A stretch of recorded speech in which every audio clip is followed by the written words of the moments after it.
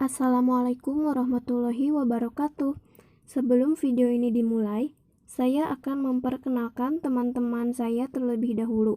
Nah, yang pertama ada Rika Puspita, Citrawulan Aprilia, Rahayu, Maharani Damayanti, Rahmi Aini Mubarok, dan saya sendiri Nida Khairunida. Di video ini, kami kelompok 1 akan menyampaikan tentang memahami kerangka untuk tahap emergen literasi. Mohon disimak baik-baik ya. Baik, yang pertama ada emergen literasi atau literasi baru. Kajian tentang literasi emergen mencerminkan perubahan yang agak baru dalam perspektif perkembangan membaca dan menulis anak-anak menurut Strickland dan Morrow tahun 1988. Perubahan tersebut didasarkan pada pengakuan bahwa anak-anak memperoleh pengetahuan keterampilan sebelum belajar membaca dan menulis yang dalam beberapa hal terkait dengan perkembangan membaca dan menulis mereka di kemudian hari. Minat dalam hubungan antara akuisisi bahasa awal dan literasi emergen ini muncul setidaknya sebagian dari pengakuan bahwa membaca adalah aktivitas linguistik menurut Snow dan Tebers dan Dickinson yang membutuhkan pengetahuan tentang struktur kata. Pengetahuan pertama anak-anak tentang kata-kata bahasa mereka diperoleh melalui pengembangan keterampilan bahasa lisan. Pada gilirannya, pengetahuan kata yang diperoleh anak-anak melalui pengembangan bahasa lisan penting untuk dipelajari tentang kata-kata tercetak. Meskipun cara yang tepat di mana pengetahuan dan keterampilan yang terkait dalam setiap area komponen dengan perkembangan literasi emergen anak belum ditentukan, kerangka kerja telah ditawarkan dalam upaya untuk menggambarkan hubungan tersebut. Dan dimulai dengan tinjauan literasi emergen.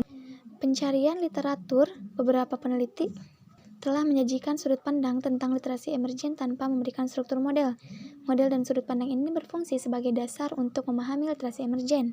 Dan untuk tujuan bab ini, model dan sudut pandang ini disebut sebagai kerangka kerja untuk tahap literasi emergen.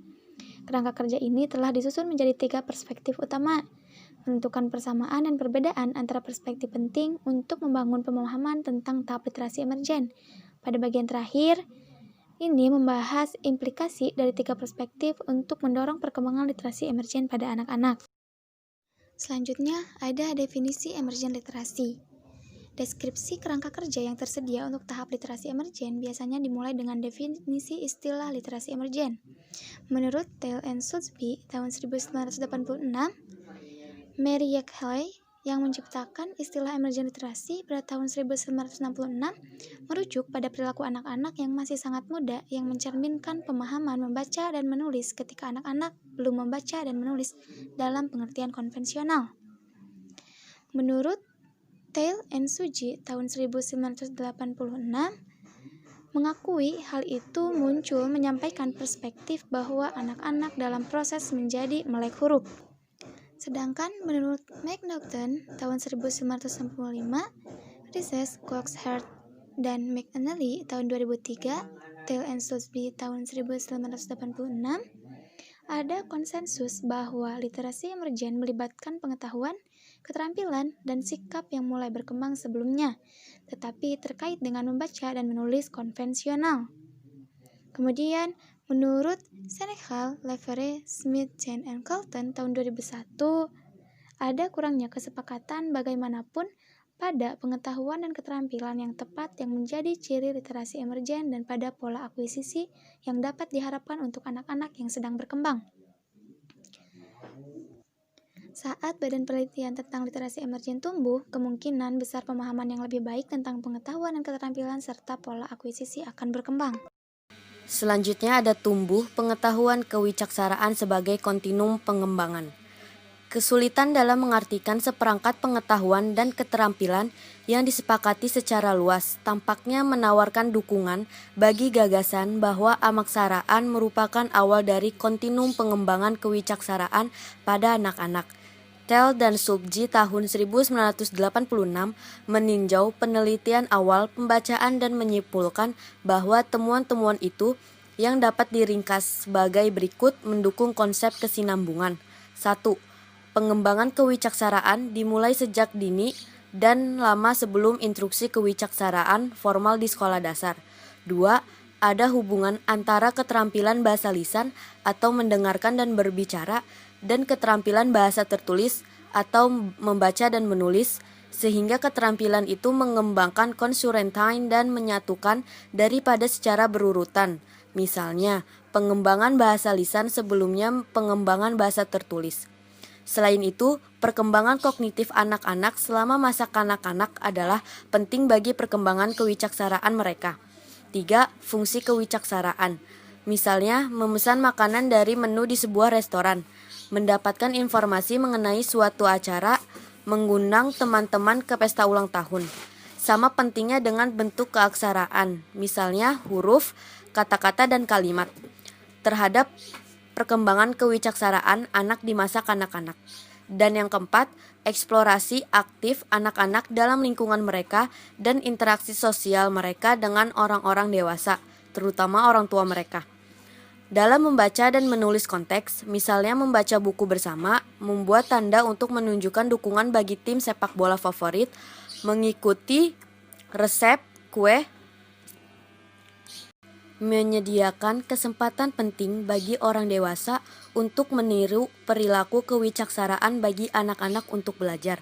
Dan yang kelima, ada variabilitas untuk umumnya mengembangkan anak-anak di usia dan urutan pengambil alihan pengetahuan dan keterampilan kewicaksaraan secara kontinum pengembangan kewicaksaraan. Kemudian ada waktu dari tahap keaksaraan darurat. Konsep bahwa literatur darurat adalah awal dari kontinum pengembangan kewicaksaraan membuat sulit untuk menggambarkan suatu tahap pengembangan sebagai literatur darurat. Kesulitan ini lebih diperumit oleh pengamatan bahwa tidak ada titik akhir yang pasti antara perkembangan keaksaraan awal dan konvensional pada anak-anak. Itu menurut Justice tahun 2006. Dengan demikian, meskipun mungkin ada yang berpendapat bahwa perkembangan kewicaksaraan secara bertahap tidak boleh disebut sebagai tahap. Menurut Justice 2006 menyatakan bahwa penggunaan terminologi panggung memungkinkan penggolongan keterampilan dan penilaian tentang di mana anak-anak berada dalam rangkaian kontinum perkembangan. Jadi frasa tingkat melek huruf yang tiba-tiba digunakan untuk memaksudkan periode waktu manakala anak-anak memperoleh beragam pengetahuan dan keterampilan melek huruf secara intensif. Terlepas dari tantangan dalam menjelaskan tingkat melek huruf yang muncul, ada kesepakatan yang cukup besar tentang perkiraan waktu panggung untuk umumnya mengembangkan anak-anak. Kesepakatan ini tampaknya didasarkan pada konsep kesiapan membaca yang muncul pada tahun 1980-an. Konsep kesiapan menunjukkan bahwa ada suatu periode waktu selama usia prasekolah anak-anak yang mengembangkan keterampilan yang diperlukan untuk membaca dan menulis.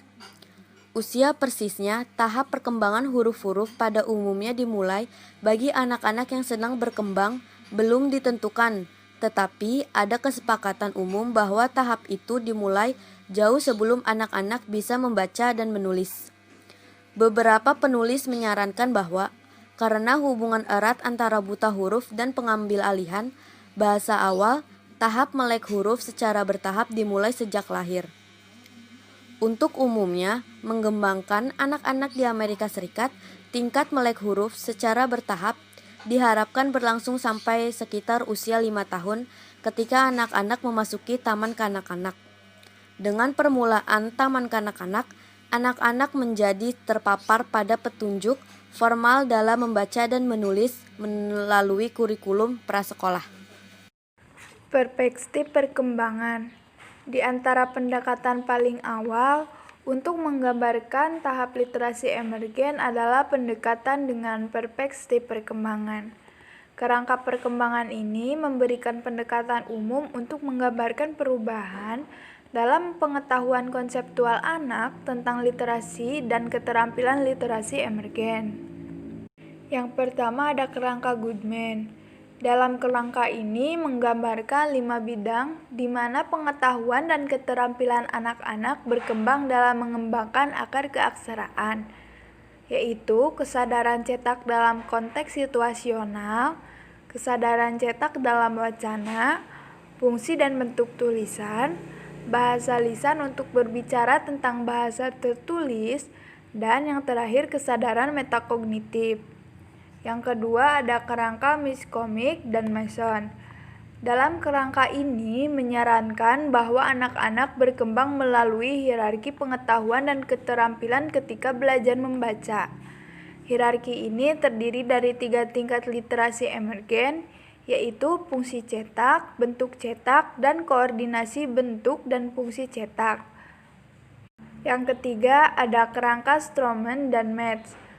Dalam kerangka ini berfokus langsung pada perkembangan pemahaman anak-anak tentang menjadi seorang pembaca. Yang keempat ada kerangka Van Cleek. Dalam kerangka ini menjelaskan pengetahuan dan keterampilan yang diperoleh anak-anak. Selain itu, Van Cleek membahas perkembangan pengetahuan dan keterampilan literasi emergen. Selanjutnya ada perspektif komponen. Pengakuan atas tahap preliterasi, yaitu tahap literasi emergen, menyebabkan peneliti menyelidiki lebih lanjut periode ini dan mengidentifikasi pengetahuan dan keterampilan yang dikembangkan selama periode tersebut. Yang pertama ada kerangka Strauch dan Whitehurst. Dalam kerangka ini mengembangkan kerangka kerja komponen untuk tahap literasi emergen berdasarkan perspektif bahwa anak-anak memperoleh pengetahuan dan keterampilan literasi sepanjang tahap yang mempengaruhi perkembangan literasi di kemudian hari. Yang kedua, kerangka Van Cleek. Kerangka yang dijelaskan oleh Van Cleek pada tahun 1998 merupakan kerangka komponen awal lainnya untuk tahap literasi emergen. Kerangka kerja ini berkembang dari model proses membaca yang kemudian dikembangkan pertama kali oleh Seidenberg dan McClelland dan kemudian dielaborasi oleh Adams, menggambarkan keterkaitan di antara 4 komponen. Yang pertama, pemrosesan konteks, makna prosesor ortografik, dan prosesor fonologis.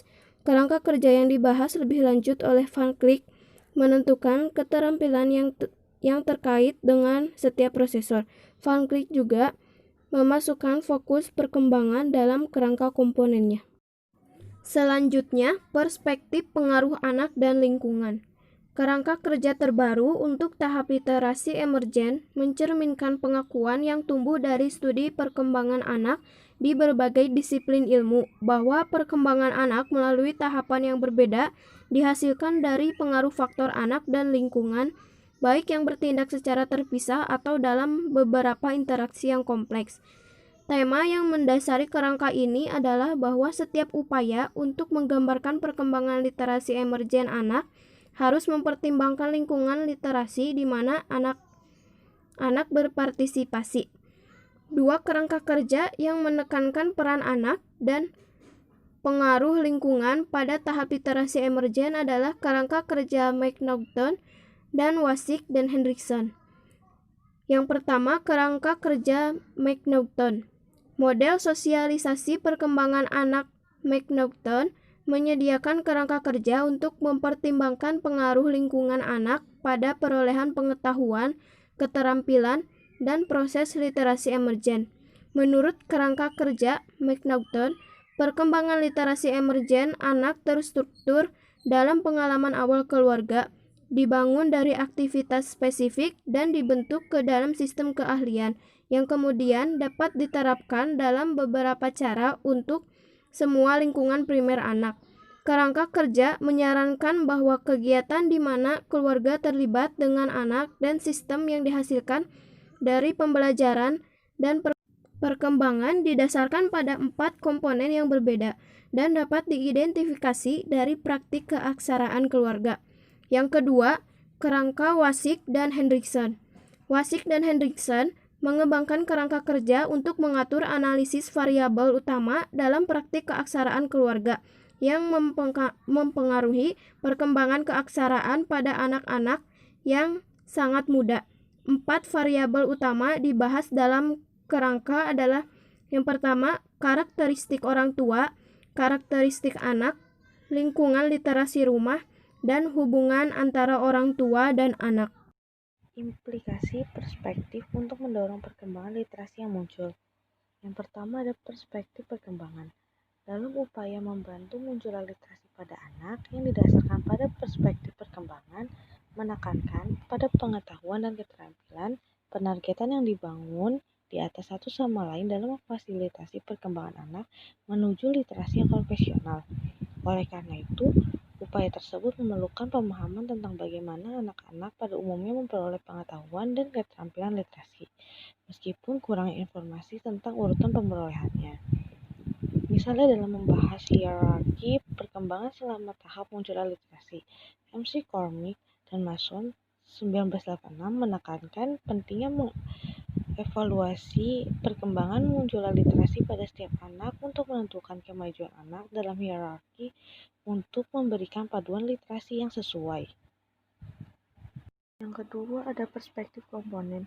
Membina perkembangan munculnya literasi pada anak dalam perspektif komponen ini melibatkan identifikasi dan penargetan pengetahuan serta keterampilan khusus yang diperoleh oleh anak pada tahap literasi ini.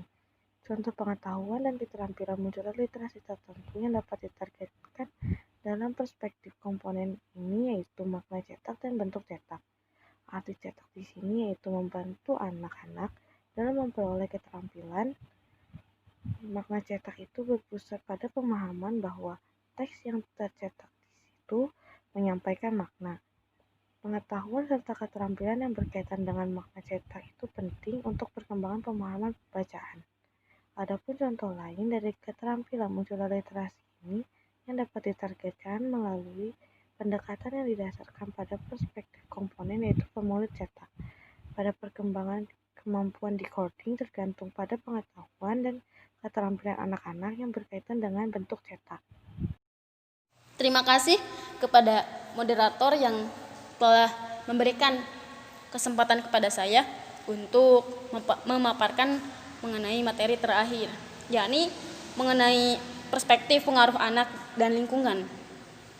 Pendekatan untuk mendorong perkembangan literasi emergen yang termasuk dalam perspektif ini menekankan pada praktik literasi keluarga yang komprehensif yang pada akhirnya memungkinkan anak untuk mencapai literasi konvensional menurut Wasik dan Hendrickson pada tahun 2004. Salah satu contoh implementasinya adalah pendekatan coaching di mana orang tua terlibat dalam dialogis reading, belajar menjembatani pembelajaran literasi anak, dan mendorong partisipasi aktif anak untuk membantu mereka belajar dari pasangan dewasa dan mendapatkan keahlian tentang membaca.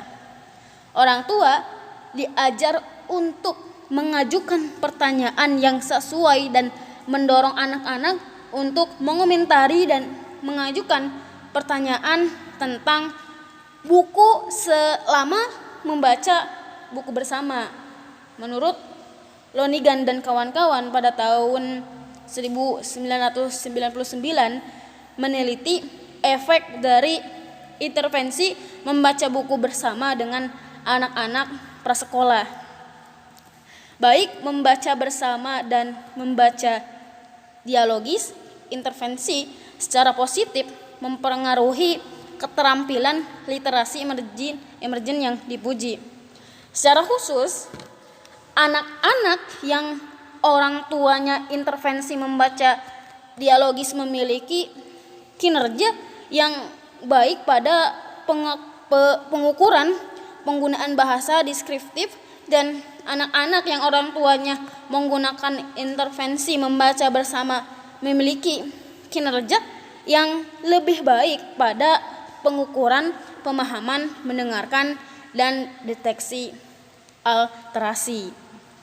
Hasil ini menunjukkan bahwa peningkatan paparan pengalaman membaca bersama meningkatkan perolehan keterampilan literasi emergen. Dilihat dari Vander Wood dan kawan-kawan. Baik, yang selanjutnya mengenai perspektif gabungan.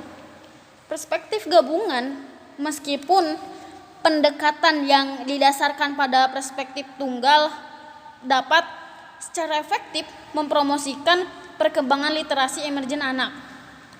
Terdapat konsensus dalam literatur bahwa pendekatan yang mencerminkan penggunaan perspektif gabungan menawarkan pendekatan intervensi yang komprehensif. Pendekatan melekat eksplisit untuk literasi emergen yang digambarkan Justice dan Kedervek tahun 2004 memberikan contoh pendekatan perspektif gabungan. Tujuan dasar melibatkan pengembangan yang pertama yaitu keterampilan keaksaraan dasar yang terkait dengan prestasi membaca. Contohnya kesadaran fonologis, konsep cetak, pengetahuan huruf. Nah, melalui memahami kerangka untuk tahap emergen literasi, instruksi eksplisit. Dan yang kedua itu sikap belajar literasi yang positif pada anak-anak dan pemahaman tentang fungsi dan niat literasi melalui kegiatan yang tertanam keaksaraan. Yang terakhir mengenai pertimbangan umum. Pertimbangan umum berbagai perspektif tentang perkembangan literasi emergen pada anak-anak dapat menyebabkan kebingungan ketika orang tua, penyedia penitipan anak, pendidik, dan ahli patologi wicara bahasa mencari cara untuk mengajarkan literasi emergen. Keputusan tentang pendekatan, strategi pembelajaran, materi keaksaraan, dan kegiatan keaksaraan dapat menjadi lebih rumit oleh faktor-faktor yang terkait dengan anak, seperti gangguan bicara atau bahasa. 3 dari faktor yang paling banyak diteliti mempengaruhi perkembangan literasi emergen anak yang dapat menempatkan anak pada risiko masalah literasi, termasuk efek sosial dari status sosial ekonomi rendah, kemudian keterlambatan atau gangguan bahasa, dan gangguan pendengaran.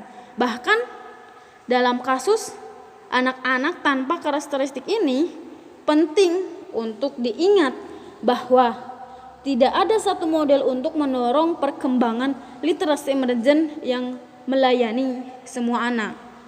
Penting untuk mempertimbangkan kebutuhan setiap anak, dapat memilih perspektif atau kombinasi perspektif yang dapat digunakan untuk memilih pendekatan yang efektif untuk mempromosikan perkembangan literasi emergen anak.